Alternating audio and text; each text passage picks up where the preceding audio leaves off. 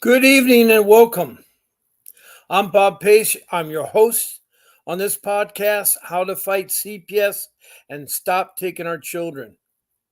That's a very important subject. You found me on Facebook and I'm broadcasting live on YouTube using the StreamYard application. Now, there's several ways that you can go ahead and interact with this podcast. There's roughly four ways. One of the first ways is simple. Just sit back and enjoy and listen. You can use emojis. I love emojis. That's great. But just be a listener is all you have to do. You may have a horrible case. Maybe what you hear from other people will help you. I had a horrible case. I've been fighting CPS for 15 years. I'm a father of 6 children, a loving father, and I've been married 32 years. I'm a family man, and I have experiences I can share with you that help you. I'm not an attorney, but I'm a man with a big heart that really wants to help you. Now, besides listening, you can also text in messages. You can actually text in comments. Now, when you're texting in a comment, make sure it pertains to CPS.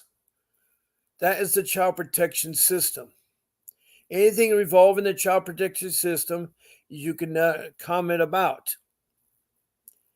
Now, make sure you show your name, your city, your state, or country, and be complete with your case. Now, what I mean complete with your case, that means start from the beginning and bring you up to today where you're at on your case.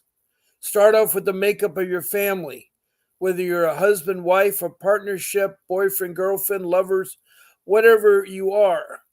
And then how many children involved? 3, 4, 5. Are they all girls or all boys? Are they special needs?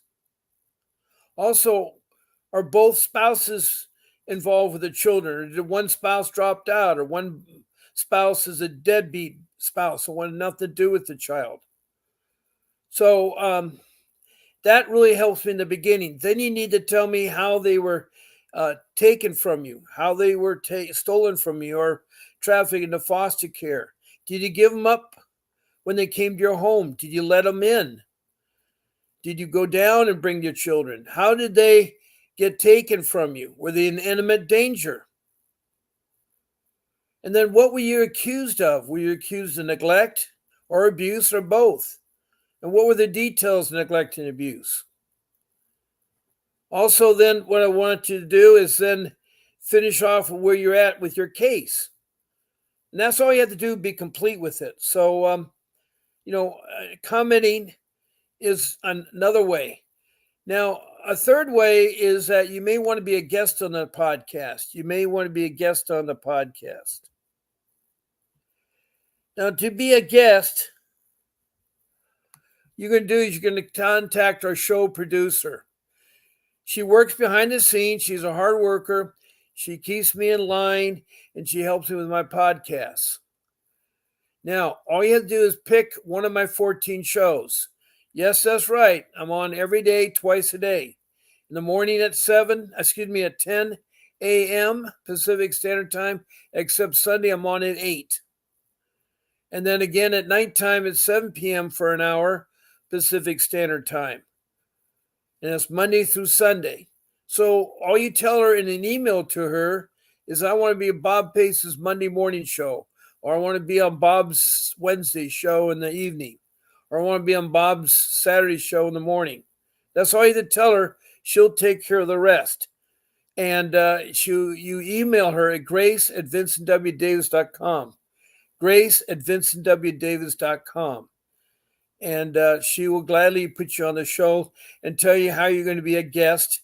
No food or smoking, and and how to fix your lighting and so forth. But you'll be a great help. So please, you want to be a guest, and I'd love to have you.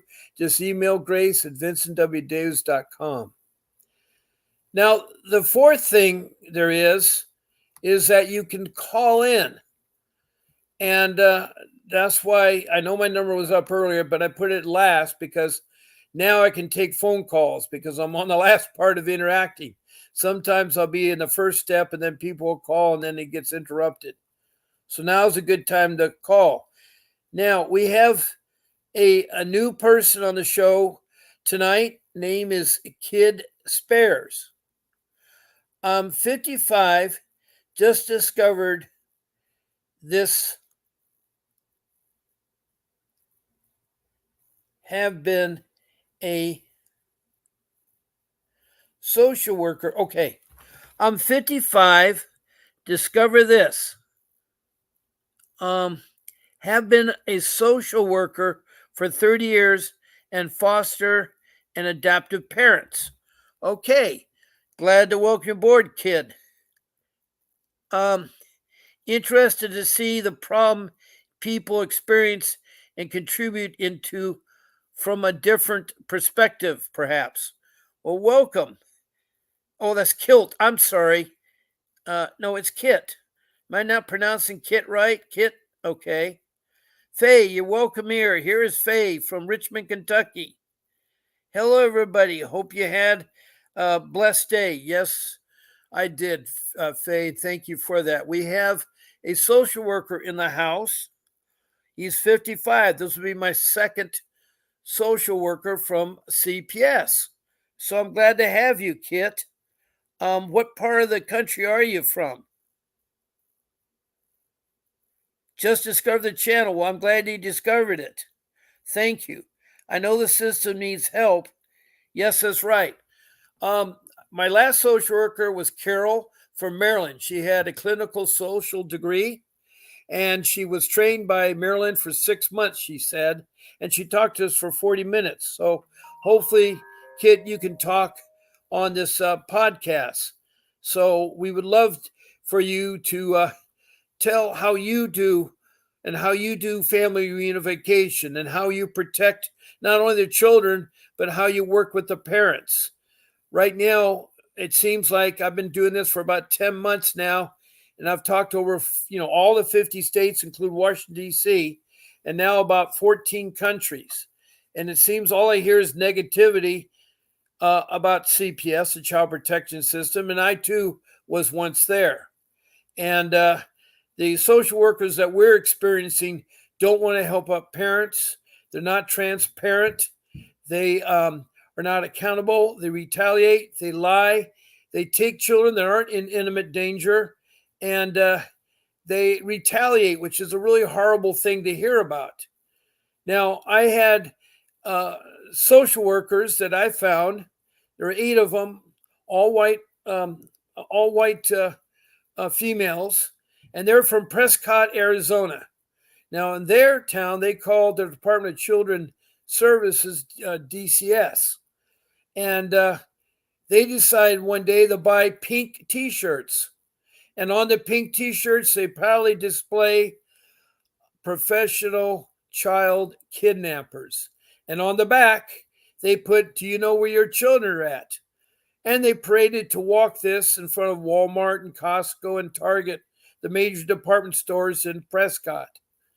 And the horror look on families and women and everything else was terrifying, that these individuals would take it upon themselves to say social workers are professional kidnappers. That is a horrible, horrible thought. And so I'm telling you that that is the example that happened in 2011. Look it up. Type in Prescott, Arizona to Pink Ladies and CPS, and you'll see the whole story about it. And they were immediately terminated when they were caught, including the director. The director was terminated, and then that left him with one social worker, a male social worker, who tried to hold down the fort. Okay, Kit, who is a social worker, I don't know where he's from, but he has called. I mean, he has called in here.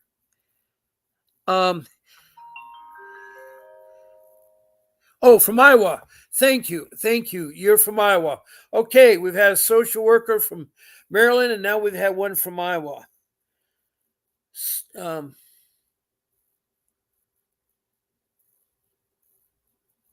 oh, you're once in Illinois, I think. You mentioned Illinois there. I'm trying to understand what that is. And Faye says, awesome, nice to meet you. She's from Richmond, Kentucky, and she's fighting the guardianship of her 22-year-old son. She lost her daughter, unfortunately, and it wasn't her fault. You work both states. Good. Well, maybe you can help me with this next scenario. I have a social worker who, on Chicago, Illinois, who put on her Facebook page, black children for sale. Now, I have no idea, because she's black. Why would a black social worker in CPS in Chicago, Illinois, put an ad in the year 2024 from 1848? That was 10 years before the Civil War, 140 years ago. What is the message that social worker is telling about CPS? What is the message? And maybe you've heard about her. It was just a couple months ago she did this, Kit. Now, Kit says the system lacks protocols and consistent training. It frustrates the crap out of you. I know it frustrates you. It frustrates us parents. They have to go through it. And now I'm going to tell you about a third social worker. Just recently, she was investigating a young girl at her middle school. And he came to the school and said he wanted to speak to one of the students there. For whatever reason, the student let the social worker talk to the student, but then the social worker says, I need a private room with just me and the girl. And I guess the school is dumb, because you need to have, especially with a female and a male alone in a room who's only 13. Well, he has to take her clothes off. Well, he's a pedophile for the CPS. He's a pedophile, and he wanted to take pictures of a 13-year-old girl. She came home, told her mother called CPS. He immediately was terminated. And I don't know if she ever called the school and wanted to sue the school, because that put her daughter in danger. If you are a parent, or you're someone that is older, it's called a two-person system. You don't want to be alone with a female if you're a male, because they can say all kinds of things that can ruin your life. So the rule is you just don't do that. You don't do that. So anyway, that was done, and then the retaliation took place. Another social worker, who's a friend of the social worker that was terminated, charged the mother with sexually molesting the son, who was earlier charged sexually molesting their daughter. The whole thing is a setup, and it's all hyped by the CPS system, and it's bad. And that's the third example of a social worker. So I don't know if you've heard about these stories, but we do. We do. And the next social worker, we got someone calling in. 917 is the area code. Good evening, and who am I talking to? Hi, I'm Jessica. I'm the caller from yesterday. Yes, Jessica, I remember. And what city and state are you? I'm in New York. Okay, yeah, Jessica from New York. She had talked about her case. We ran out of time, and she said that she'd call back in. Glad to have you, Jessica. You're very fortunate. In this room, we have a social worker. His name is Kit, and he's from Iowa, and he is trying to hear the other side of the coin. He says he worked in Illinois, and he's a male, and so he's just listening in. And I just talked about the examples of bad social workers. Yeah, and I just talked about the man that is a. I've had multiple calls placed against me because of this vendetta my neighbors have against me. But this last caseworker has been a trip. She she put in her report that she presented to her supervisor that my fish tank was dark and murky because there was no light on it, so she couldn't see into it. She claimed that my son spilling water on the floor during her inspection of the home was hazardous enough to remove the children. In my family, we have a tradition of putting our painted handprints on the wall. I remember you told me that you have a generation. tradition of putting the handprints on the wall. Yes. Yeah, and apparently that's hazardous too. And they've taken away my kids. I got to see my kids today. That's why I called in to let you know. I got to see them. My daughter, I'm not sure she's aware completely of what's happening, but my son, the baby, he's got bags under his eyes and dark circles, and I can tell that they're not drinking any water because their lips are dry and cracked.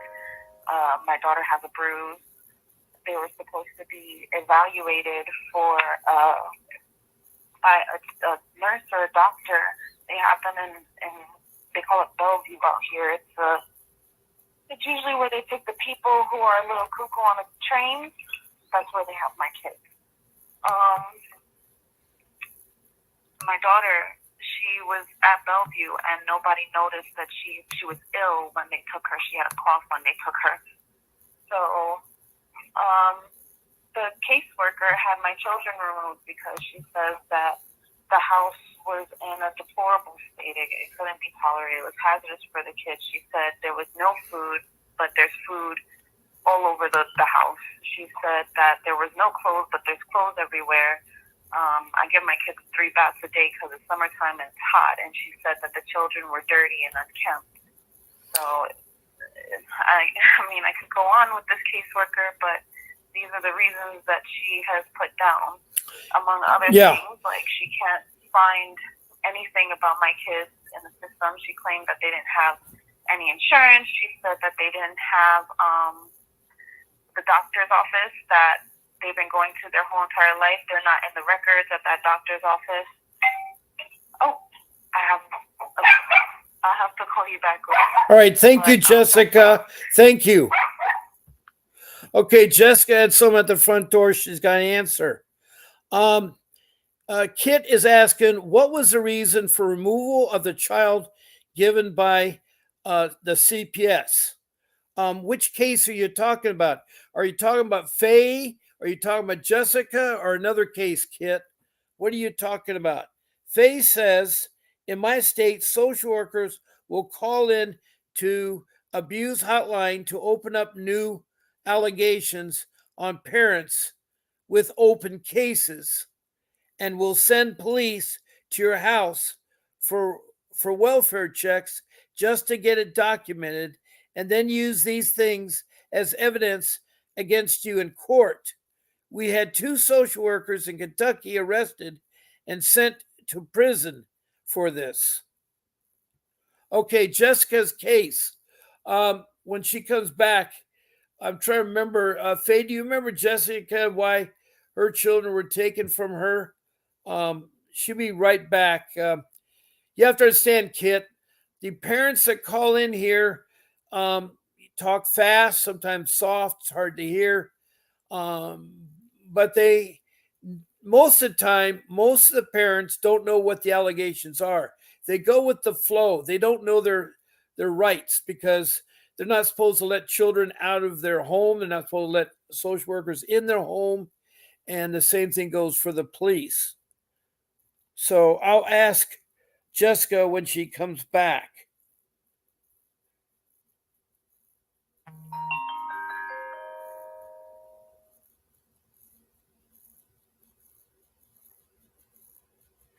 Well, Faye's here. Faye, you want to tell the social worker what the allegations were when you lost your daughter?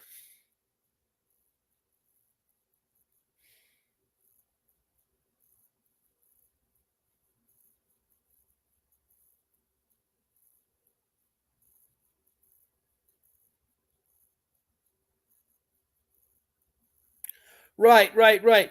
Kit wanted to know about Jessica, but Jessica had to go off because someone was at her door.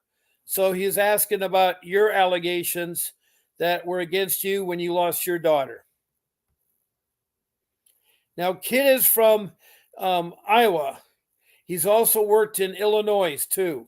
So he's worked in 2 CPS systems.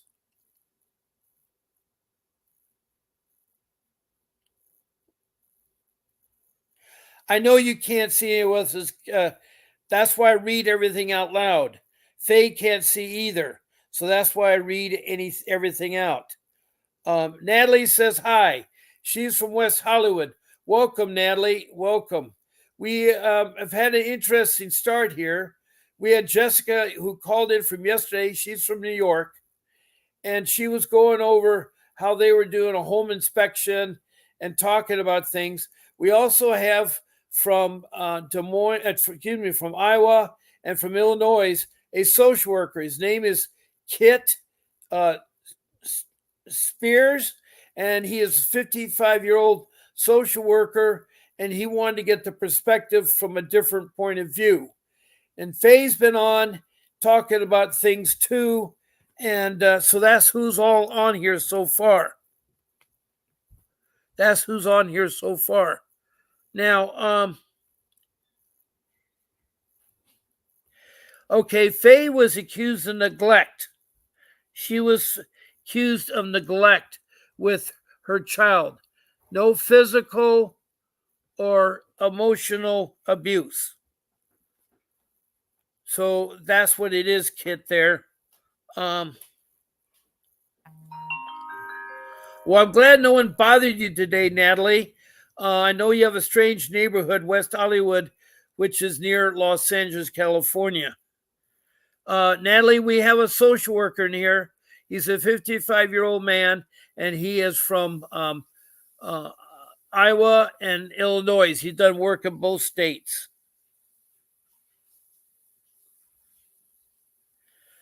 Well, the problem with the home inspection, and I should interject because my home, we as parents don't know the rules. So we assume that the social workers, the government agency, and the police know what they're talking about. And we open up our homes to anybody at any time. Now, what I have done for 5 years in my case before they stole my children is what I did is that I showed them my home. I answered their questions. And what it was an allegation by a layperson in my in-laws that were trying to get my children when I lost my job. My wife and I, have 6 children, and 3 of them were still living at home. And her mother and dad and brothers and sisters were trying to get our children. And so it was really, we didn't know this, you see. See, when you call in, the name and the allegation, who you're from, and everything is kept quiet. And I don't think it should be that way. I think it should be documented by you put it in writing and you sign your name. And if you found that you're using it for other purposes, then you should be prosecuted. But we found out many years after a case and our children returned, but we had to go through hell with that. But the in-laws were the ones making the complaints. And I showed them my home. And I met with them many times outside. That went on for 5 years. Nothing happened. Then in 2015, they got tired and they called the detective, the police department who sent out a detective. He followed me. He told me when he had me stopped by a black and white that to follow him. I don't know. And I did because I thought you believe and trust the police. I should have told him, if you're going to arrest me, arrest me. If you're going to give me a traffic ticket, give me a traffic ticket, but I got to go. You see, that's the problem is we don't know our constitutional rights, our civil rights. And so the police and the social workers, CPS, take advantage of us. Take advantage of us.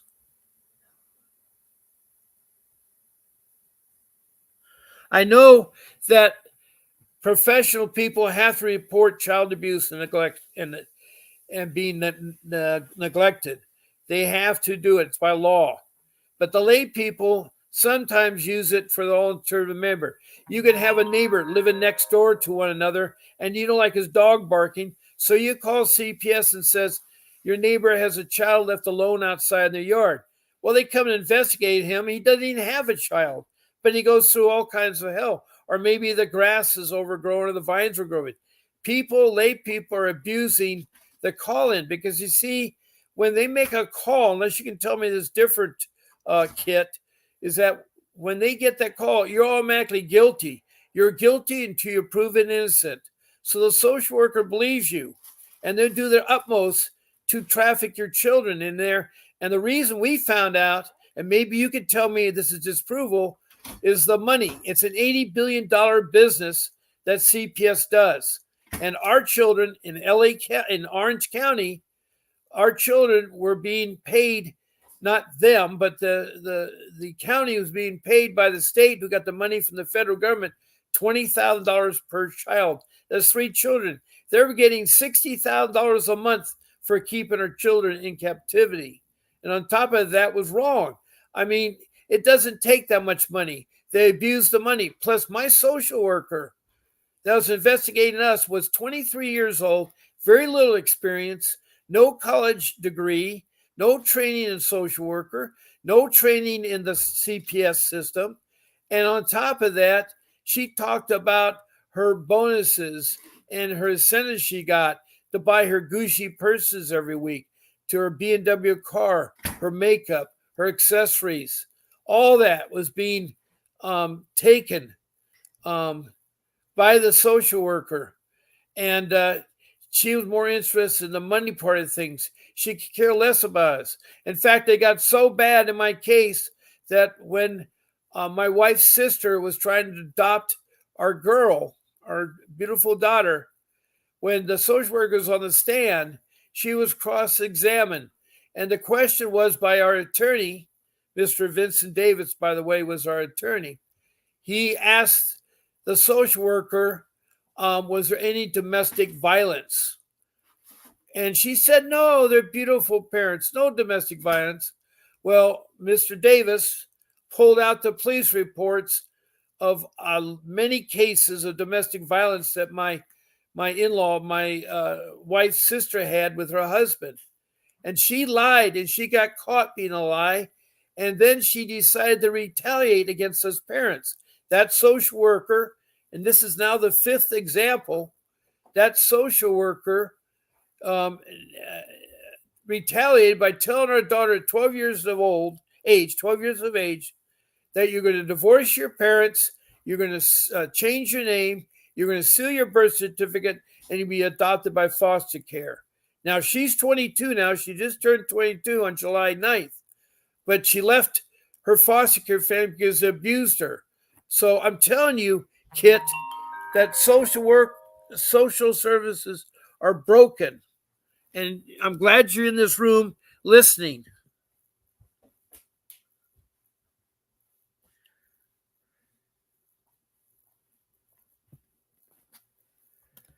Now, let me back up a little bit and get the comments to catch up a little bit so everybody hears what's going on.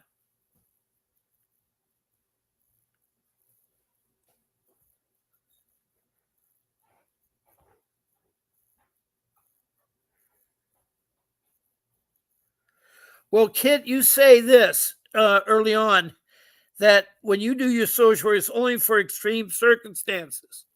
Well, it's supposed to be imminent danger. My kids were taken, they were in school. They weren't in imminent danger. And a lot of the cases, the kids aren't in imminent danger. It's the SOP, standard operation procedures, that social workers do. They hear an allegation, they think you're guilty, and immediately come to your home and demand your children. And they're not in extreme danger. So maybe where you in that county, you guys didn't do that, but everywhere else, I've been hearing it. Now, Kit says usually neglect we can resolve and not remove is only for extreme circumstances. Well, I wish that was true. You agree with reporting. That is good. Anonymous is bullshit. I agree, Kit. That's good. Faye says, I also a former foster care child.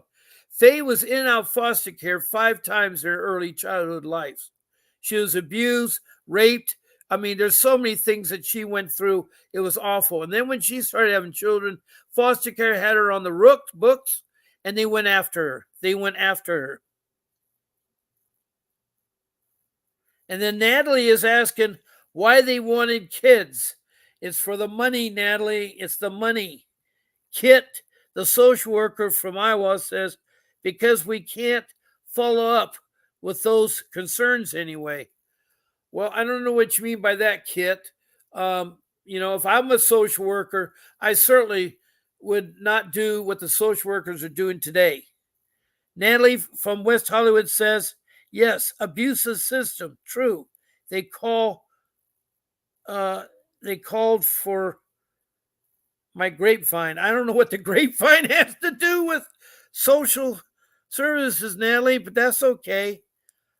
Faye from Richmond, Kentucky. Even when you do not know your rights and assert them, they still trample on them to do what they want. Like take the kids with no ECO warrants when MO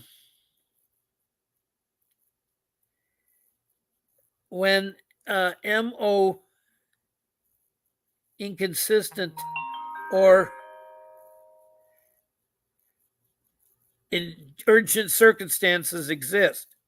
Faye further says, I showed you videos of this being done in my county. Yes, Faye showed me videos where these policemen and social workers ignore when a parent said, you're violating my space and you're not supposed to be taking my children. You don't have a court warrant.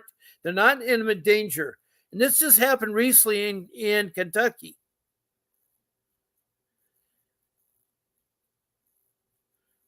Police is very corrupt where Faye lives. Kit says, I really don't have that experience. We truly only remove when it was life-threatening situation. In fact, we should have removed more often. And I saw extremes. I believe you, Kit. I'm not saying there aren't extremes. I know of a case where, we have someone calling in. Faye is, okay. Good evening, Faye. Go ahead and speak. Hi. I'm trying to What I was trying to say in the comment down there was that even when you know your rights and you try to assert your rights with the social workers and the police, they do what they want anyway, and they still take your kids against your will, even when you say they need a court order or a warrant to search your home or to interrogate you or your children. Basically, that's what they do. They interrogate them, and then they take them anyway without a signed court order from a judge or a warrant, and you're left there with nothing. I mean, they take your kids and leave you with nothing. Are you hearing that, Kit? Hopefully you're hearing Faye. She's on the phone. Faye is from Richmond, Kentucky. And he did say, Faye, I'm so sorry, Faye. He said that. He said the anonymous reports was what I was talking about with the follow-up. Now, Kit also says, and you, and your number up and I call in. Okay, I guess he wants to talk too. That'd be interesting. I never had a social worker. I'll hang up so he can call. Yeah, if you want to call in, Kit, Faye will hang up and you can call in and talk. All right, Natalie says the social workers must have called for grapevines over the walkway, the sidewalk.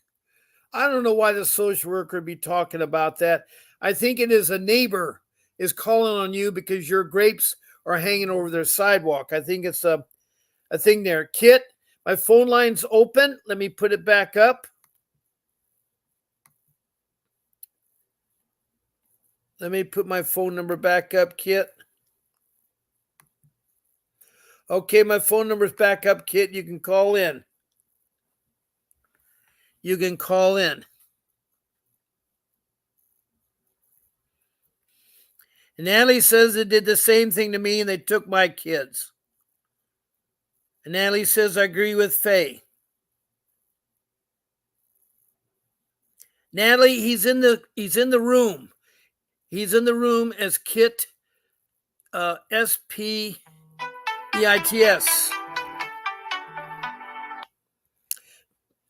Good evening. This is Bob Pace. Oh, I think I had the wrong number. I'm sorry. Who are you trying to get a hold of? Well, someone just called in and said the wrong number. Okay, I thought Kit was calling in. Yes, you did hang up, Faye. I know that. Well, we had a wrong number call in, and it was a woman's voice, so I don't think Kit is a woman. Kit introduced himself as a 55-year-old man.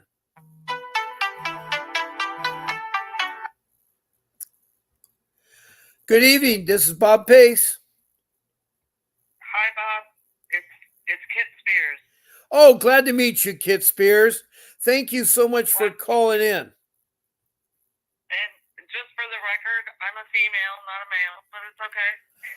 Oh, I apologize. I thought with the name KIT, it'd be a male. You're a female. Okay, I apologize. No problem. It's short for Catherine. Okay, so we have a female social worker from Iowa who also worked in Illinois on the show. Yeah, I'm right on the border, so I work both states. I don't work for either state. I'm a contracted provider right now. Oh, so you're not a social worker for the Child Protection Services. No, I just work hand in hand with them quite a lot.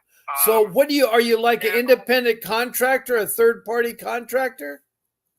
I am. Okay, and what services do you provide them? Well, right now I just do individual counseling with kids, but for many years I did foster care and adoption. I did in-home called family preservation, which was focused on that first 45 days and trying not to remove kids. It was a really good program. It sounds like a good program. It's like keeping the unification. It's like what's been happening lately, Kit, is that 99.99% of the time, there is an allegation made, whether it's true or not, the social worker believes it's for real. And what they immediately do is they take your child to put them into foster care. They don't really do much investigation now. In my case, there for 5 years, they're harassing me and they couldn't find anything wrong. So then they decided to get a detective to force me to come to the home. If I knew the law about not have to do that, I would never have done that. I would have said either arrest me or give me a traffic ticket, but I'm not going home. And so when I showed up at home, they had 5 firemen, 2 code enforcement, 3 social workers, 2 uniformed policemen, and the detective all standing in front of my yard. And I thought my house had burned down or someone broke in it, because I live in a private neighborhood with CCNRs a mile from the beach. And so they were in there and they did not say I was neglect. They did not say we have not found anything against you, but we need to search the home.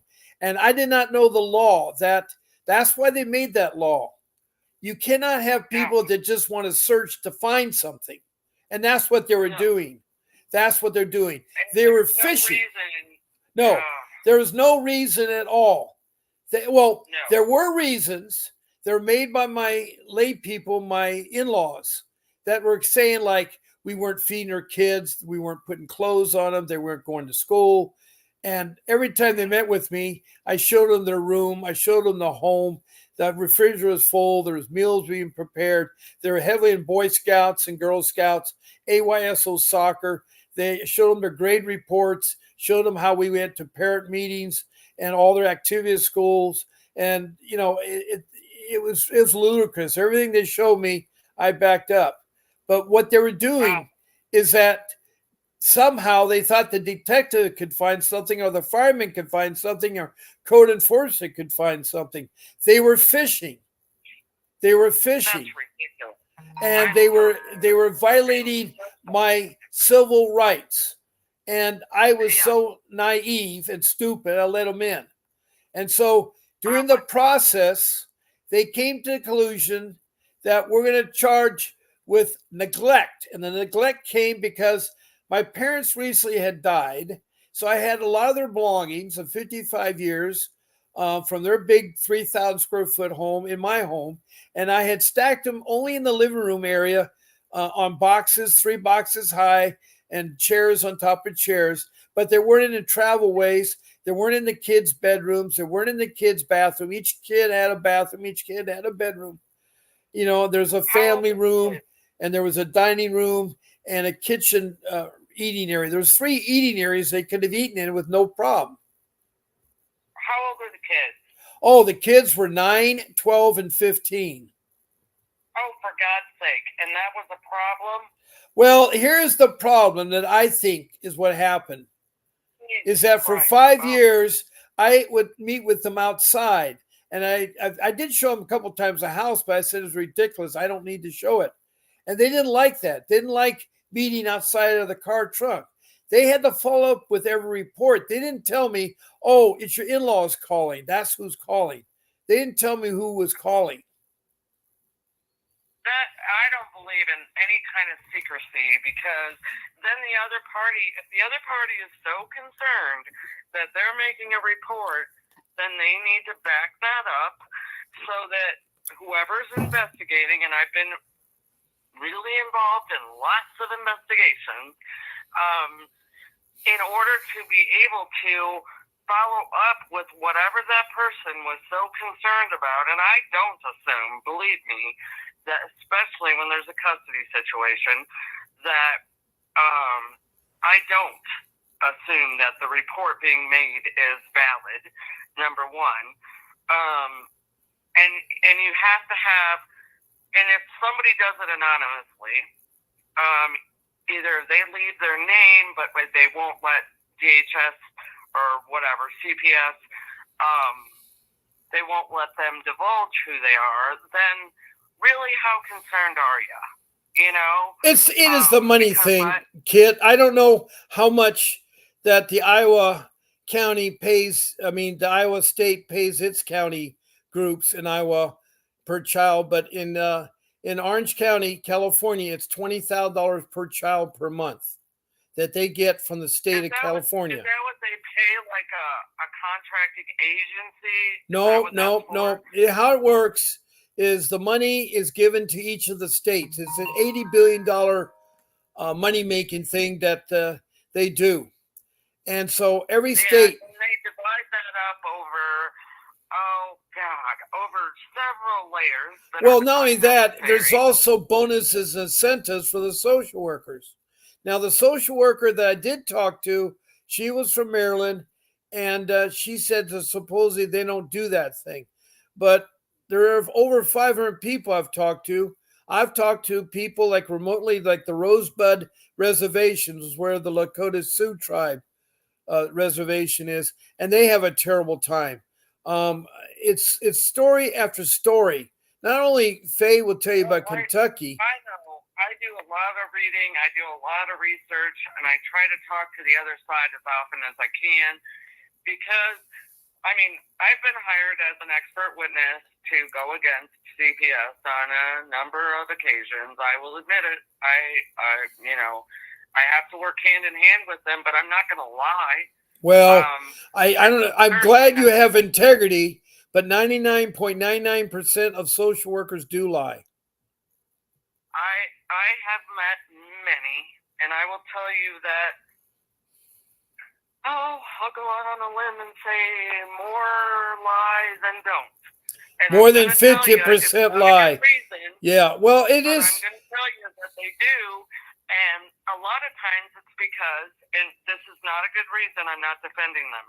I'm telling you, there are no protocols that ever stand in place, like if everybody followed X, Y, and Z rather than using their personal judgment, which makes me crazy, because I remember 30 years ago knocking on my first few doors thinking, what the hell, I'm 23 years old and I don't really know what parenting is. I had just come out of college. Well, I didn't have any social work courses about... But you at least had a college degree. Congratulations. You had a... They didn't, I was working on my master's degree. There was no how to evaluate a parent class. There wasn't. There could be now. Hell, I graduated in 1990, so I'm up there. I get it. I'm just frustrated with the system in general myself.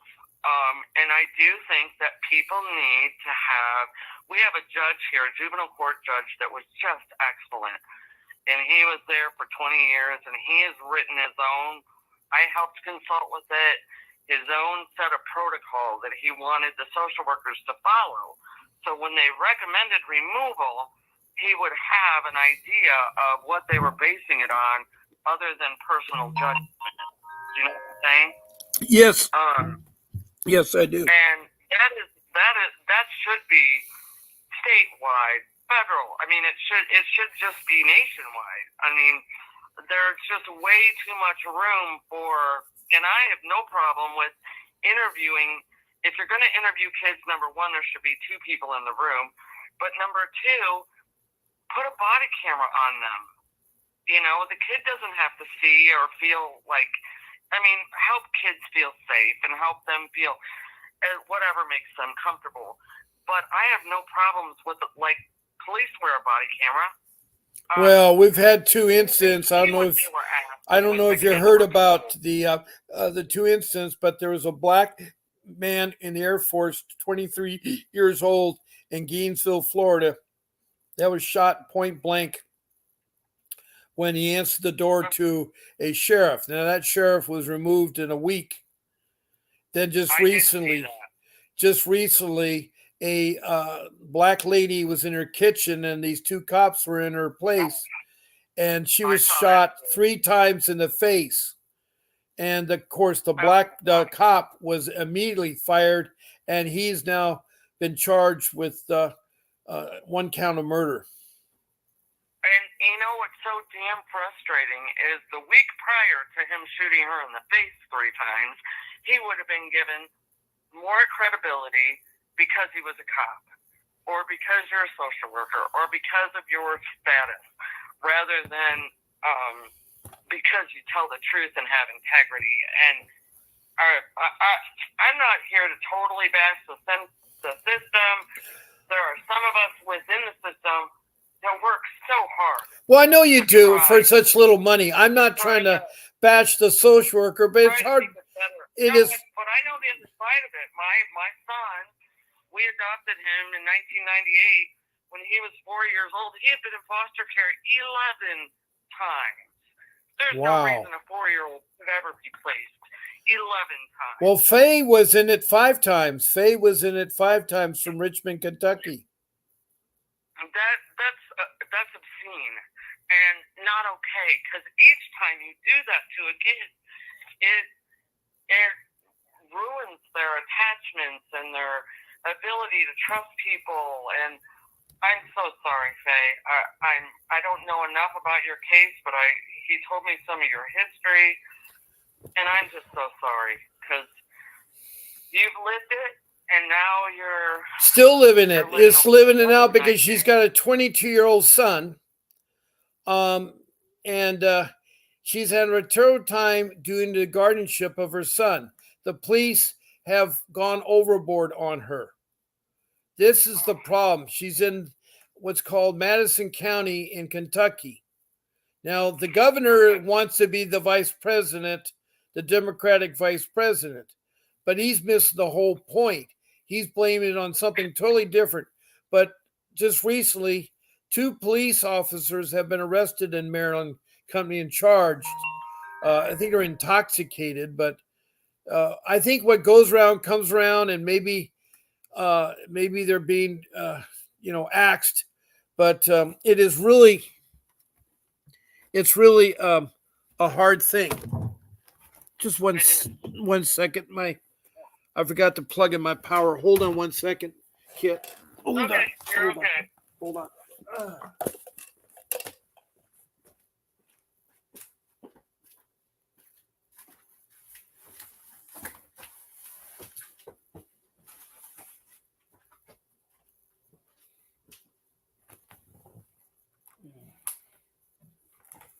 There we go.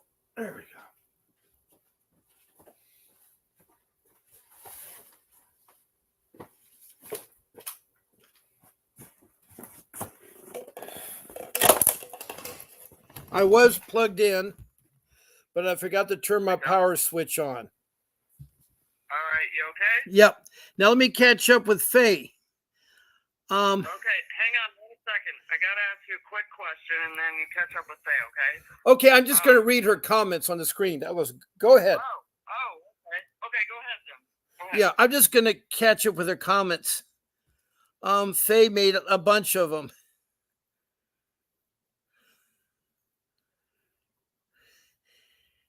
She's talking about body cams can be manipulated. I did not know that.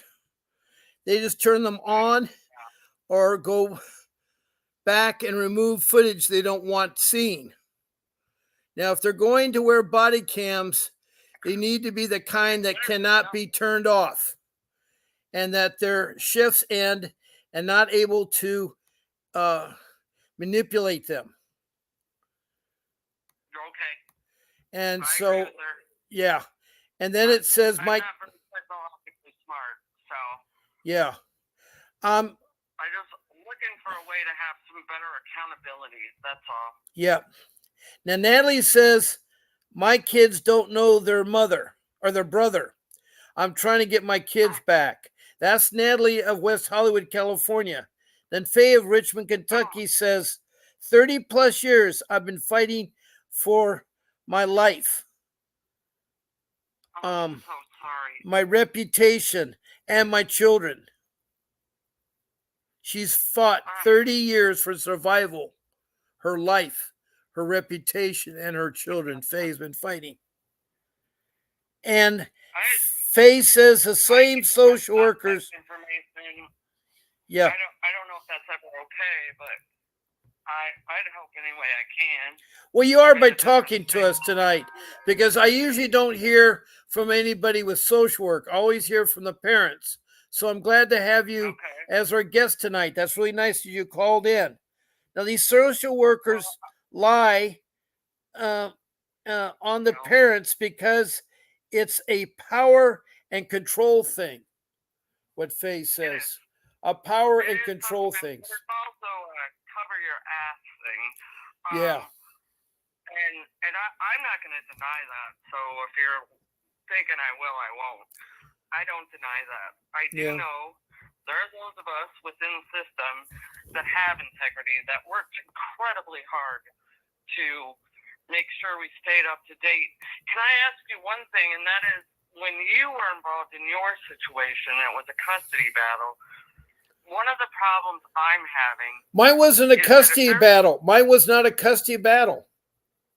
Oh, okay. I was laid off in 2000. I'll make it quick. I was laid off in 2010. I lost my job through no fault of my own. But then for 5 years, when I was laid off, and I'm still laid off, but I'm still looking for work there. But for 5 years, I had the in-laws call constantly on me and my wife. Then in 2015, the detective got involved, conned me to go to my house, and then they took my children that weren't in imminent danger and put them in other danger by being abused in foster care. Then I had to sell my home. I lost my credit. I sold my home, but the money I got helped pay for my attorney, and I got my 2 boys back. And then I've been doing this podcast since last October to try to spread the word that you can save your kids. You can fight CPS. You can. It's not easy. Well, my other thing was, when I have family, even if it's not a custody battle, but it's family, what happens in some of my cases, which I find incredibly frustrating, is that one parent is concerned about, or family member is concerned about the safety of a child in someone else's care. They call in, they DHS or DCFS or whatever they want to call it, Child Protective doesn't find anything, and they tell the people, oh, you'll have to take this to district court, to what we call district court, which is family divorce court. You know, it's not juvenile, okay?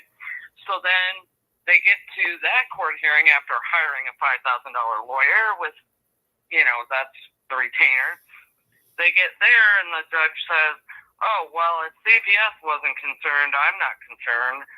and then you have to start over again. And they've forked out all that money, all that time wasted, when really what should have been done from the beginning was an assessment or accurate assessment of the best interest of the child and where the child is safe. And there's no way a 9, 12, and 15. I mean, kids that can dial the phone, that can cross the street, that can step over a box, should ever be removed unless, for example, one of them has diabetes and you're not giving them their insulin. You're not. I agree. No, that wasn't the case. They were. They were on a vendetta mode. They were in a vendetta mode, is what they were. Yeah. So they were pissed because you were, you had rights, and I'm pretty sure that most social workers I know really aren't familiar with what the parents' rights are. No. Before the child was removed. Well, here's a question. Can I ask you? Why would 8 ladies buy pink T-shirts and stencil on the front "professional child kidnappers" and on the back stencil, "Do you know where your children are"? It's like they're proud of it or something. My God. That's the attitude. And then I ask you another question. Why would a social worker from Chicago, Illinois, place an ad on her Facebook, "Black children for sale," from 1848? Well, unless she was, I don't know, but unless she was being sarcastic and she was criticizing the system for feeling like children were being removed for no reason, that's the only thing that I can think of. Like, it wasn't a sarcastic. But it's 18. You know what I mean? Okay, but what does black children have to do in the 2024 if the ad's from 1848? Well, there's that. I don't really know what point she was trying to make. It was very, very poorly, whatever point it was. And how can we protect our children from pedophile social workers? Pedophiles always try to find positions of authority and contact with children. They will infiltrate, we know churches, the Boy Scouts, the schools, and social work. A pedophile will always try to get themselves in a position where they have access to children. That's all I can tell you is that. And is that acceptable? Absolutely not. But some pedophiles are incredibly good at it. Yeah. And some of them end up in big positions of power. Well, Kay, in your case, do you see the system getting any better or worse, or staying about the status quo? What I've seen is that we get on a good, I'm just talking about, for example, Iowa. We get on a good roll of, family preservation was a push for a while. It was a 45-day intense program where we put all the resources into that family that we could think of, from parenting classes to food. We get them food, we get them housing, whatever we could to make sure we did not remove that child. The goal was, we were dinged if we removed, it was considered unsuccessful. And the governor changes, and we got a new governor, and that program was no longer viable or considered, because it was throwing a lot of money up front. Well, that's, all these millions of dollars you talk about, that's what it's supposed to be for. It's supposed to be for training and for resources for those families so that you don't, the last thing you want to do. Yeah, Kit, I'm going to have to end my show at 8:00. Can you call back can you call back tomorrow morning at 10 or tomorrow night at 7 or the day after? I'd love to talk to you further.